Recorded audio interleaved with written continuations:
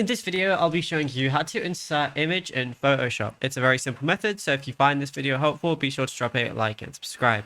But anyways, getting into it, it's very easy to go ahead and do this, and there's two methods for it.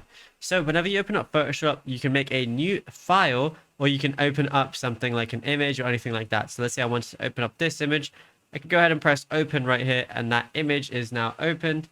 And now I can do whatever I want to it. If I convert it to a normal layer, I can edit it, right? If I want to. But let's say I want to insert an image on top of this one or anything like that.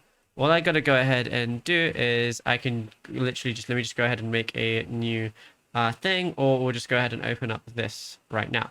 Now, if I want to insert a new image, go to File on the top left, and then I can go ahead and click Open right here. Find whatever image I want and add it on. I can even go to my desktop, or I can copy and paste something as well. So let's say I want to go ahead and drag and drop this. I can drag and drop it into Photoshop. I can even copy and paste it as well.